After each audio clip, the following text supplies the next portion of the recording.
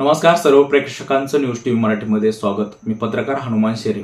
आज आपण गेवराईचे आमदार लक्ष्मण अण्णा पवार यांच्याविषयी चर्चा करणार आहोत। कारण मागच्या 2-3 दिवसापासून लक्ष्मण अण्णा पवार यांच्याविषयी वेगवेगळ्या चर्चा रंगवल्या जात आहेत आणि वेगवेगळ्या दैनिकामध्ये वेगवेगळ्या बातम्या आपण वाचत आहोत। लक्ष्मण पवार यांनी या सगळ्या गोष्टीवरती त्यांची भूमिका दैनिक पार्श्वभूमीमध्ये मांडलेली आहे। त्यांनी त्या ठिकाणी मुलाखतीमध्ये त्यांची भूमिका स्पष्ट केली आहे। सुरुवातीला लक्ष्मण अण्णा पवार यांच्या कार्यालयाचं जे काही पक्षाचं चिन्ह आहे ते हटवण्यात आलेलं आहे आणि त्या ठिकाणी ते तुतारी वाजवणार आहेत अशी चर्चा रंगलेली होती। आणि त्यानंतर त्यांच्या एका भाभी ह्या निवडणुका लढवणार आहेत, त्यांच्या घरातून त्या समोर येणार आहेत आणि ते निवडणूक लढवणार आहेत अशा चर्चा रंगलेल्या होत्या। मात्र पार्श्वभूमीमध्ये त्यांनी मुलाखत देत असताना, भूमिका मांडत असताना त्यांनी सांगितलं आहे की मी किंवा माझ्या घरातला कोणताही सदस्य निवडणूक लढवणार नाही अशी भूमिका त्यांनी स्पष्ट केलेली आहे। बरं, हे सगळं का केलं असावं किंवा याच्या मागचं काही कारण काय आहे का? त्यांनी काही कारण देखील सांगितलेली आहेत, तरी सुद्धा नागरिकांच्या मनामध्ये वेगवेगळे प्रश्न निर्माण झालेले आहेत। त्यांनी सांगितलं की मी माझ्या गेवराई शहरासाठी एक चांगला अधिकारी म्हणजे बीडीओ असेल, तहसीलदार असेल किंवा मग एक पोलीस अधिकारी मागितला होता, मात्र तेवढं सुद्धा काम पालकमंत्र्यांनी केलं नाही असं त्यांनी स्पष्ट सांगितलेलं आहे। मी एका मतदारसंघाचा लोकप्रतिनिधी आहे, लोकांनी मला निवडून दिलेलं आहे, त्यांची कामं होणं गरजेचे आहे, त्यांचे प्रश्न सुटणं गरजेचे आहे। पण पक्षश्रेष्ठी मी त्यांच्याकडे कामं घेऊन गेल्यावर सुद्धा माझे कामं होत नसतील किंवा मग मला किंमत दिली जात नसेल तर मी राजकारणामध्ये किंवा सत्तेमध्ये असून उपयोग काय अशी त्यांनी भूमिका स्पष्ट केलेली आहे।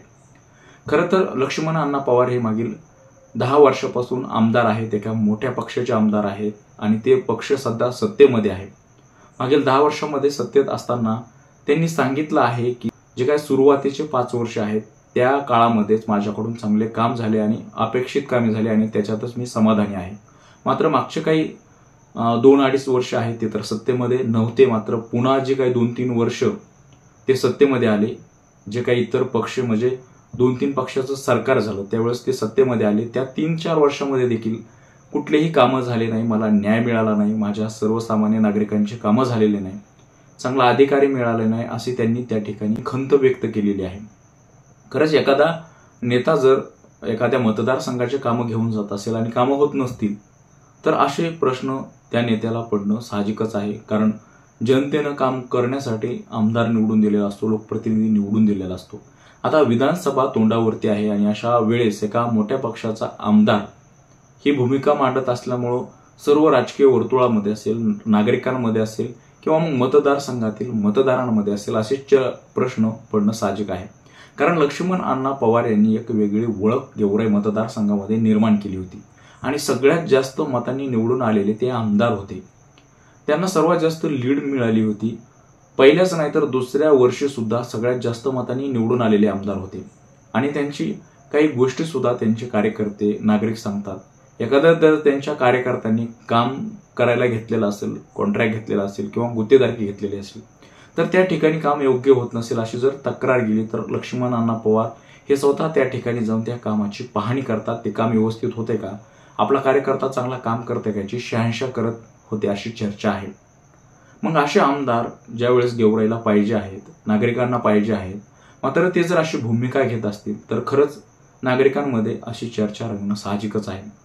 कारण आता सगळे नागरिक किंवा मग बीड जिल्ह्यामध्ये विस्थापितांच्या विरोधात विस्थापितांचं राज्य आणण्यासाठी उमेदवार निवडून देण्यासाठी आता तयारीला लागले आहेत आणि त्याची सुरुवात लोकसभेपासून झालेली आहे।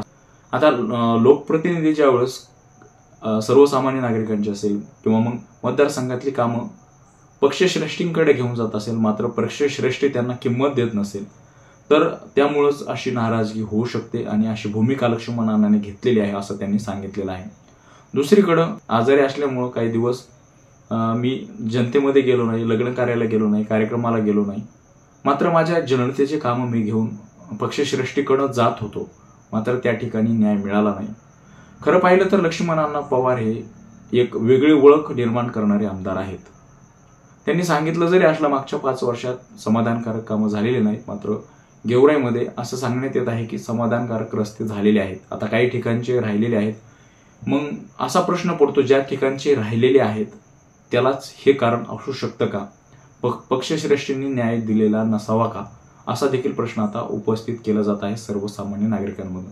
आता विधानसभा तोंडावर आहे, अशा वेळी एवढ्या मोठ्या पक्षाचा आमदार असं वक्तव्य करतोय म्हणल्यावर खरंच आता भाजपवर हे विश्वास ठेवणार का?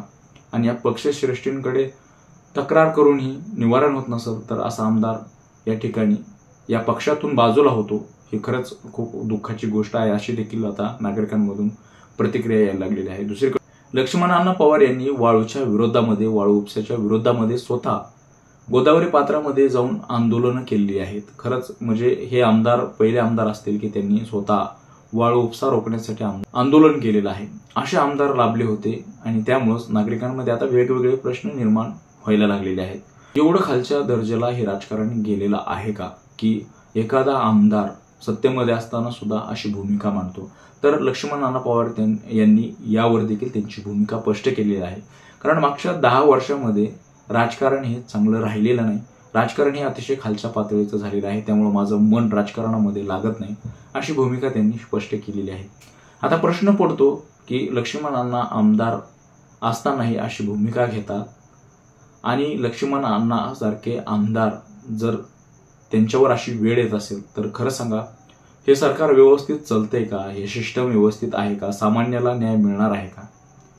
खूप मोठी गोष्ट आहे आणि त्यासाठीच लक्ष्मण अण्णा पवार यांनी घेतलेली ही भूमिका तुम्हाला कशी वाटते आहे? त्यांनी राजकारणात राहिलं पाहिजे का? त्यांचे कार्यकर्ते तर म्हणतात की लक्ष्मण अण्णा पवार हे गेवराईसाठी राजकारणामध्ये असायला हवेत, मात्र सर्वसामान्य नागरिकांना काय वाटतंय? असे आमदार राजकारणामध्ये असायला पाहिजेत का? त्यांनी अशी भूमिका का घेतली असावी आणि पक्षश्रेष्ठी त्यांच्याकडे दुर्लक्ष का करतात आणि त्यांच्या प्रश्नाकडे दुर्लक्ष का करतात? या सगळ्या विषयावरती तुम्हाला काय वाटतंय? आमच्या कमेंट बॉक्समध्ये नक्की कळवा. आमचे असेच नवनवीन व्हिडिओ पाहण्यासाठी आमच्या चॅनलला शेअर, लाईक, सबस्क्राईब नक्की करा. धन्यवाद.